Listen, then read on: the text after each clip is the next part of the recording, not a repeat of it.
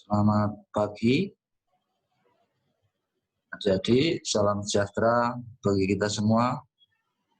Om Swastiastu, Namo Buddhaya, salam kebajikan.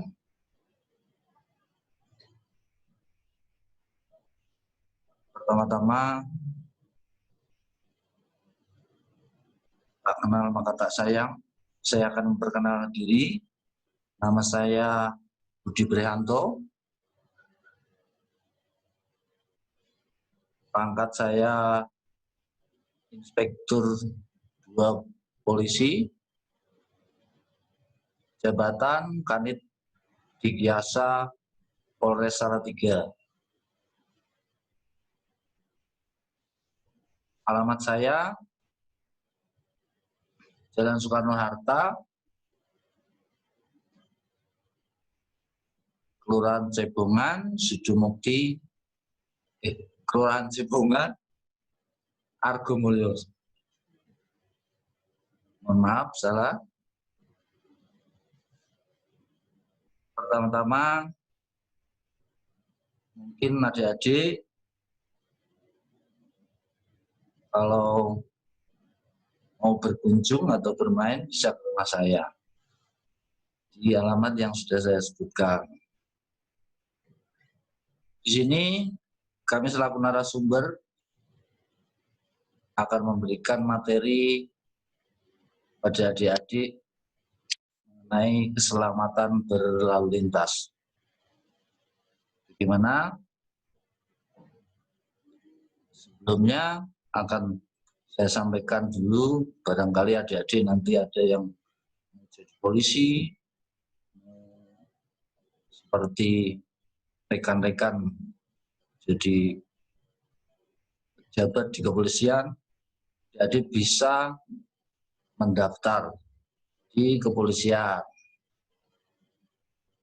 Sangat mudah sebenarnya, yaitu dengan cara adik-adik sudah lulus di sekolah menengah atas, kemudian mendaftar di kepolisian. Tidak dipungut biaya, gratis,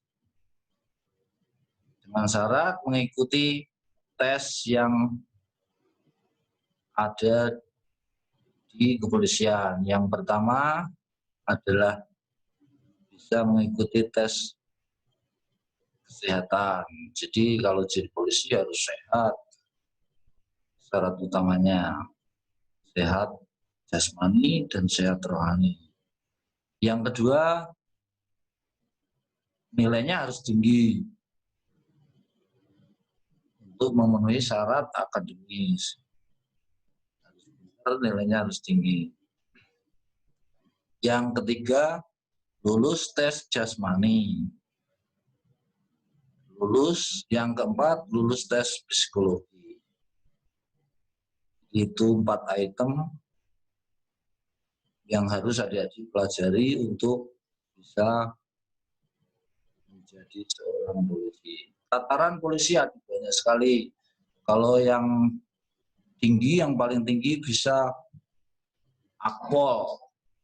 Yang kedua bisa Bintara atau SIPSS, yaitu Pasca Sarjana. Kemudian ada yang Tamtama. Saya rasa itu informasi saya. Sekarang saya akan masuk ke materi masalah keselamatan berlalu lintas. Dasarnya adalah Undang-Undang Republik Indonesia Nomor 22 Tahun 2009 tentang lalu lintas dan angkutan jalan. Nah, seperti ini. Untuk anak-anak di bawah umur 17 tahun sebenarnya belum boleh menggunakan kendaraan bermotor. Jadi harus di atas 17 tahun dan mempunyai surat izin mengemudi. Nah, jadi nanti kalau jadi polisi, lihat ini mobilnya keren-keren toh. Ini mobil lalu lintas. Ini ngawalnya Pak Presiden, ada ngawal pejabat-pejabat tinggi yang di depan sendiri. Nah, ini mobil Sabara ada seperti ini. Ini mengawal Nah,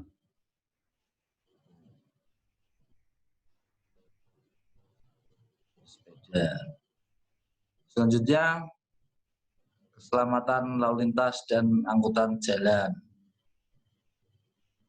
adalah suatu keadaan terhindarnya setiap orang dari risiko kecelakaan selama berlalu lintas yang disebabkan oleh manusia, kendaraan, jalan, dan lingkungan.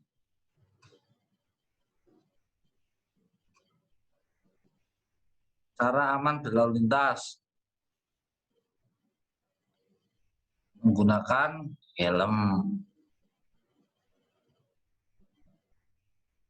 yang kemudian dilihat dulu kendaraannya, kelengkapan pribadinya, mungkin surat-suratnya,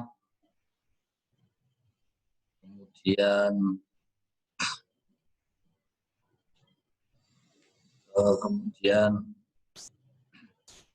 kondisi kendaraannya, apakah remnya sudah pakem, kemudian lampunya, kemudian persyaratan yang lain. Terus selanjutnya, lalu lintas adalah gerakan kendaraan dan orang di ruang lalu lintas jalan.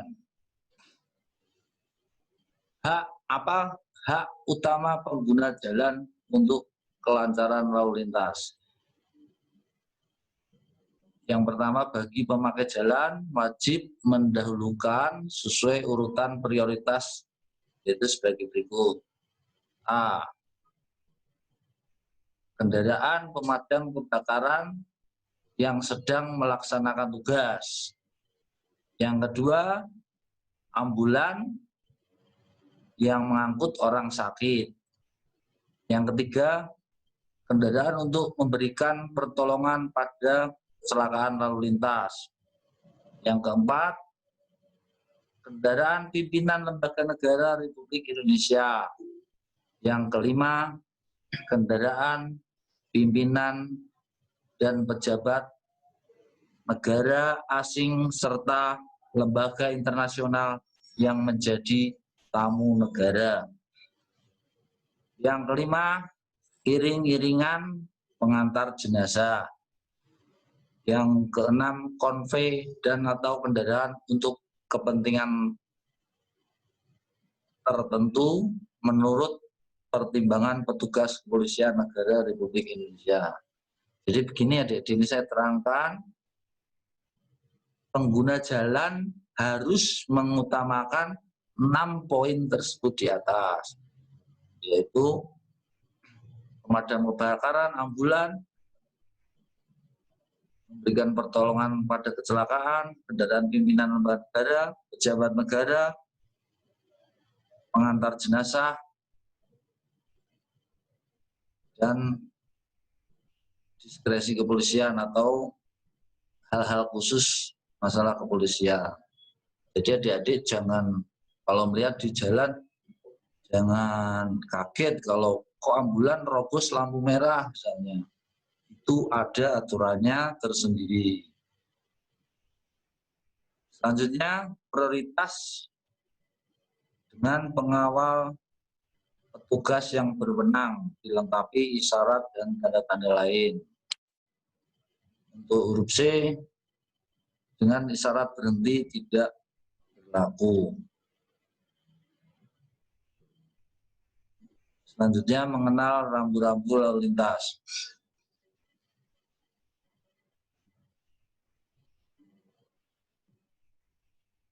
Mengenal rambu-rambu lalu lintas berarti kita ikut mendukung program keselamatan berlalu lintas.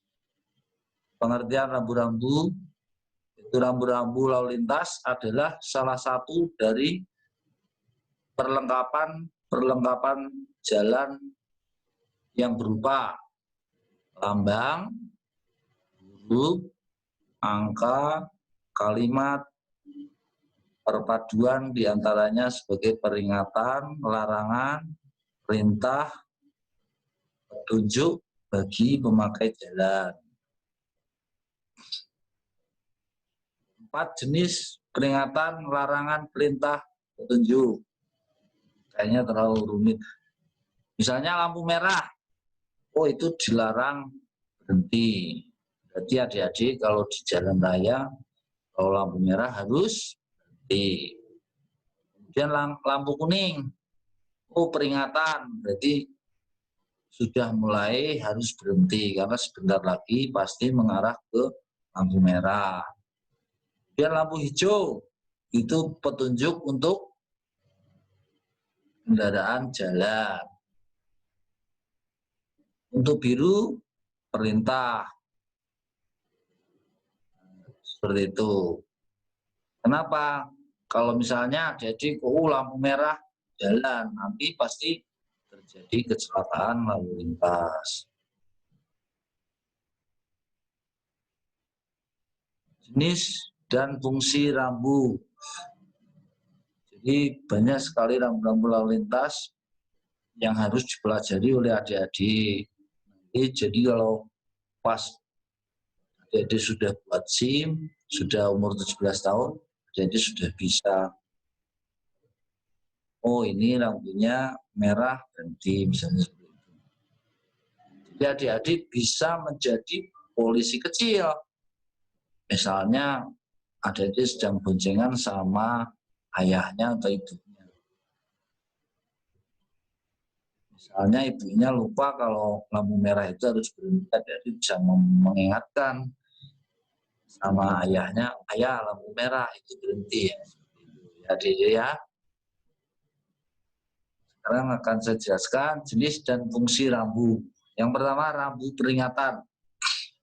Digunakan untuk memberi peringatan kemungkinan ada bahaya atau tempat berbahaya di bagian jalan di depannya.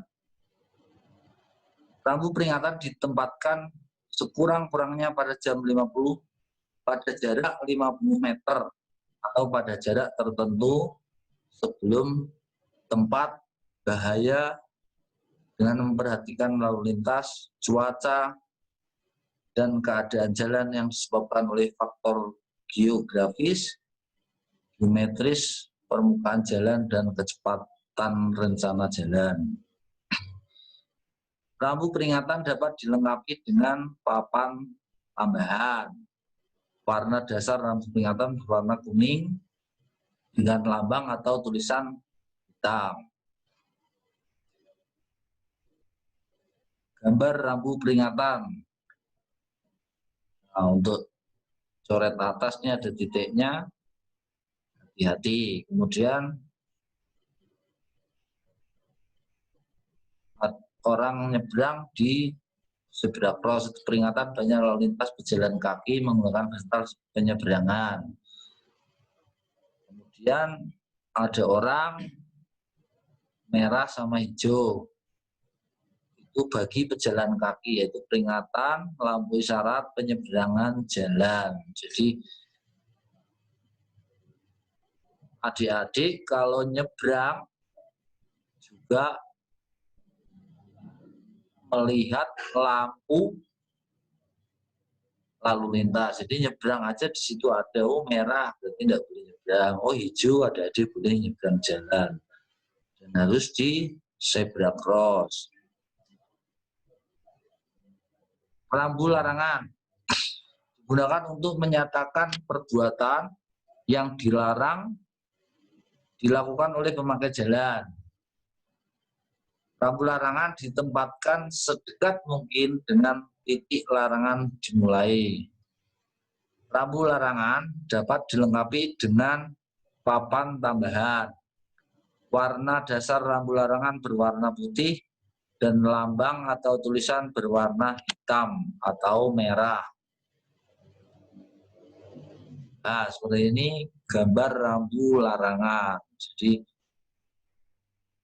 larangan ini buletan merah, kemudian ada strip putih, larangan masuk bagi kendaraan bermotor dan tidak bermotor.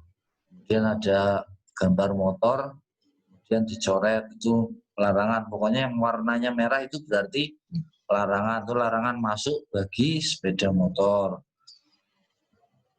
Terus ada huruf S, kemudian dicoret merah, itu larangan berhenti. Kemudian kalau ada huruf P dicoret, larangan parkir. Mungkin seperti itu. Yang ketiga, rambu perintah. Rambu perintah digunakan untuk menyatakan perintah yang wajib dilakukan oleh pemakai jalan. Rambu perintah ditempatkan sedekat mungkin dengan titik kewajiban dimulai. Rambu perintah dapat dilengkapi dengan papan tambahan warna dasar biru dengan lambang atau tulisan berwarna putih serta merah untuk garis serong sebagai batas akhir perintah. Contohnya misalnya ada 40, ada bulatan, kemudian 40 itu batas akhir kecepatan maksimum 40 km. Jadi tidak boleh lebih dari 40 km perjalanan kendaraannya.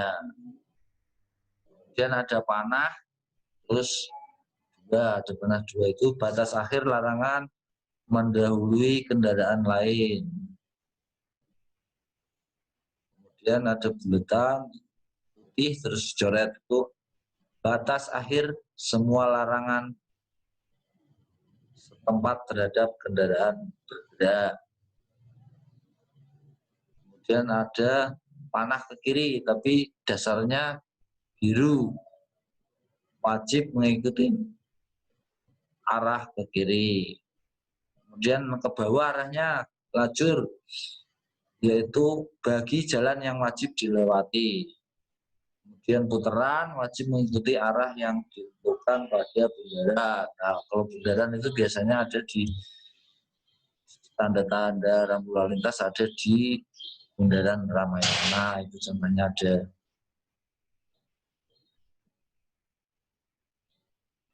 Masih rambu perintah, misalnya ada panah ke kiri,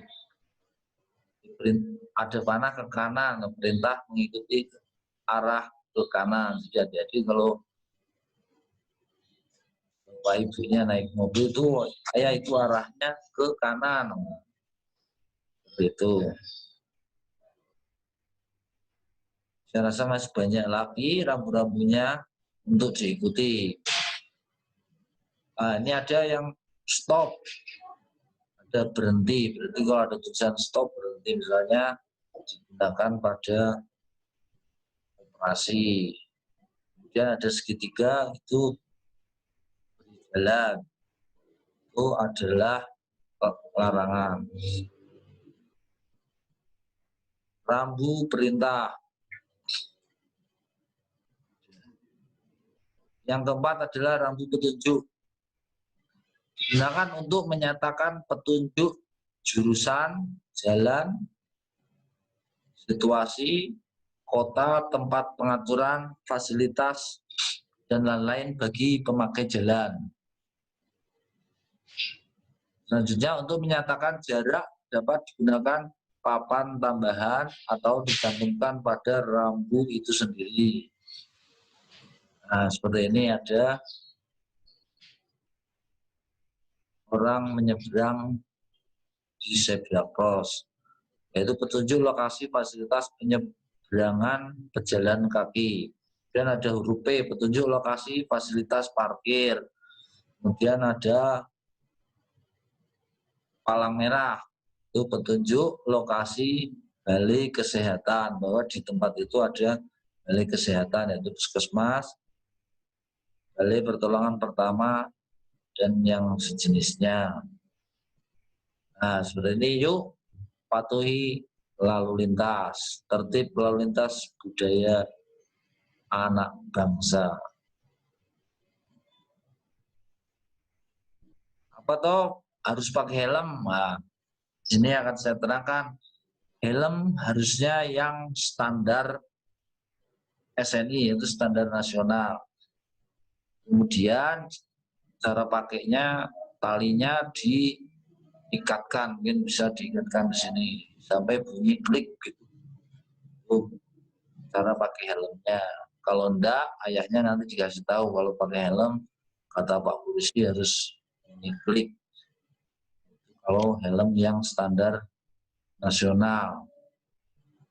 Di dalam peraturan lalu lintas, semua yang mengendarai kendaraan bermotor wajib, ya, jadi ya wajib memakai helm. Jadi adik-adik biar dibonceng sama ayahnya, kalau enggak pakai helm jangan mau ya, harus pakai helm, kata Pak Polisi. Baik yang mengemudi berarti ayahnya juga harus pakai helm, kemudian adik yang dibonceng juga harus memakai helm. Kadang-kadang adik-adik yang pakai motor tidak pakai helm, kemudian boncengan 3. Bahkan ada yang sampai 5, banyak tidak pakai helm, nggak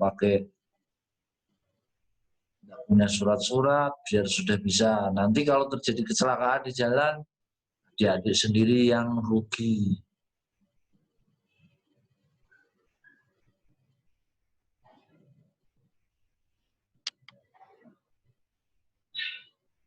Selanjutnya adalah marka jalan. Marka jalan adalah suatu tanda yang berada di permukaan jalan atau di atas permukaan jalan yang meliputi peralatan atau tanda yang membentuk garis membujur garis. Melintang, garis, serong, serta lambang yang berfungsi untuk mengarahkan arus lalu lintas dan membatasi daerah kepentingan lalu lintas. Marka lainnya garis, contoh zebra cross. Ya. Apa tuh gunanya zebra cross? Jadi untuk menyeberang, jadi agar menyeberang di zebra cross, itu garis yang menyeberang di jalan itu ada garis. Itu untuk adik-adik kalau jalan menyeberang jalan di tempat zebra cross itu dilindungi undang-undang. Ya adik-adik kalau nyebrang silakan cari yang ada zebra cross-nya. Kemudian paku jalan sebagai pemisah jalur. Kalau adik-adik naik mobil sama ayahnya apa ibunya itu, kalau nyebrang sedikit itu pasti ada gerunjalan, duduk. Itu kalau ayahnya masih jalan terus kasih tahu bahwa itu sudah pemisah jalan antara kanan dengan kiri. Kemudian bentuk lajur khusus sepeda. Di Salatiga sudah banyak sekarang lajur khusus sepeda di jalanan ini, di panjang jalan sudah ada. Itu lajur khusus sepeda, ada gambarnya sepeda-sepeda itu di pinggir-pinggir jalan. Silakan adik-adik kalau pakai sepeda bisa di lajur itu.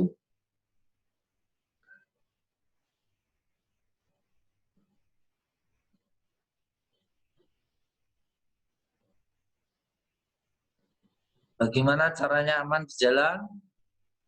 Tips selama berlalu lintas. Yang pertama, adik-adik harus berdoa kepada Tuhan Yang Maha Esa. Kemudian yang kedua, yakinkan diri kita dalam kondisi sehat jasmani dan rohani, serta tidak terpengaruh obat-obatan atau alkohol. Yang ketiga, perlengkapan diri kita, yaitu helm sebagai pengaman, SIM, kacamata, jaket, sarung tangan, perlengkapan pribadinya. Helm pengaman, kacamata, jaket, sarung tangan, kemudian sepatu. Yang keempat, pahami karakter kendaraan yang digunakan. Kemudian yang kelima, cek perlengkapan kendaraan, yaitu rem, roda, lampu, dan lain-lain. Dan jangan lupa surat penting seperti SIM, STNK.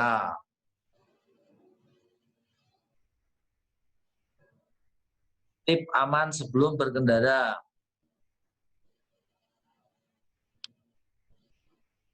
Kondisi sehat jasmani dan rohani. Lakukan pengecekan seluruh perlengkapan kendaraan sehingga siap untuk digunakan. Pahami karakter kendaraan Anda, jangan manual atau matic.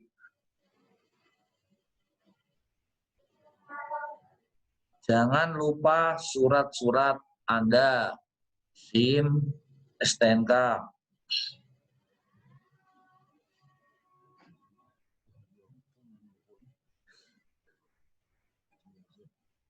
Kesimpulan, yaitu sadar, sabar, dan solider dalam berlalu lintas. Awas, waspada, dan berhati-hati dalam berlalu lintas. Disiplin, taat pada undang-undang dan aturan lalu lintas. Antri tidak mencerobot, menyalip tanpa perhitungan. Rawat diri dan kendaraan agar tetap layak jalan dan selalu siap pakai. Itu yang dapat kami sampaikan, mudah-mudahan bermanfaat bagi adik-adik semua. Untuk tambahan, karena adik-adik saat ini belum bisa bersekolah bertatap muka secara langsung, untuk situasi ini, apabila adik-adik bepergian, silakan menggunakan masker selalu, karena sekarang dalam situasi new normal, masker menjadi kebutuhan pokok. Jadi adik-adik harus menggunakan masker. Kalau enggak, adik-adik bisa kena sanksi. Yang kedua, selalu cuci tangan agar terhindar dari COVID-19. Cuci tangan menggunakan sabun. Kemudian hand sanitizer, silakan menggunakan hand sanitizer. Selanjutnya, tetap jaga jarak kepada siapa aja. Minimal 1 meter jaraknya dengan rekan-rekan yang lain. Itu bertujuan untuk memutus mata rantai COVID-19. Selanjutnya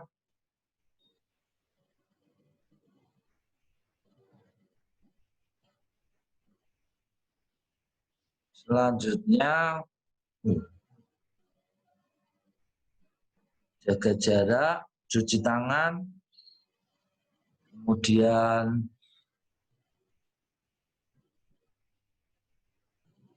menggunakan masker.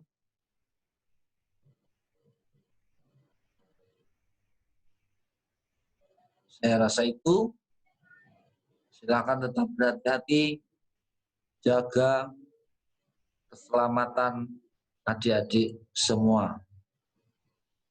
Itu yang bisa saya sampaikan, semoga bermanfaat bagi adik-adik semua. Selamat belajar, semoga adik-adik menjadi generasi penerus yang bermanfaat bagi bangsa dan negara. Wabillahi taufik wal hidayah. Wassalamualaikum warahmatullahi wabarakatuh.